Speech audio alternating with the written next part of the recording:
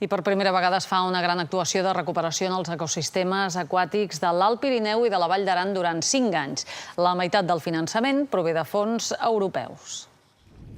Amb aquesta barca lleugera i un cubell va capturar truites canadenques a l'estany de la Cabana, al Parc Nacional d'Aigüestortes.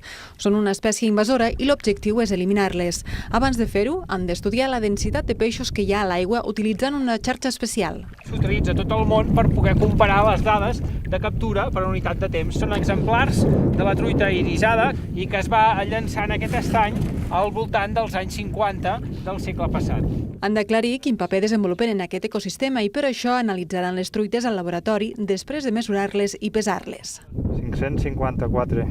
Aquest grup de científics participen en un projecte amb fons europeus per recuperar i millorar la conservació d'espais aquàtics d'alta muntanya del Pirineu. És un estudi únic en el marc dels Pirineus. És la primera vegada que s'actua en projectes de restauració en els diferents hàbitats aquàtics en aquesta escala, i algunes de les actuacions que farem no s'han fet mai encara als Pirineus i algunes d'elles no s'han fet mai al món. En els estanys en què s'actua es reintroduiran espècies autòctones com el tritó pirinenc, el tòtil o la granota roja.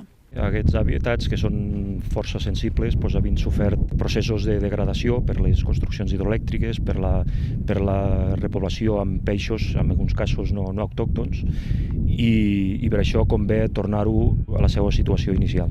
Les tasques de conservació també es faran a les molleres com aquesta.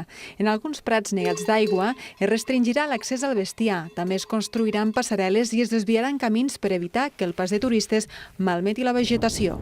Les actuacions es fan aquí, al Parc Nacional, i també al Parc Natural de l'Alt Pirineu i a la Vall d'Aran. Aquest és un projecte ambiciós, amb un pressupost de 2,6 milions d'euros que s'allargarà fins al 2019. Eva Pelegrí, TV3, Espot.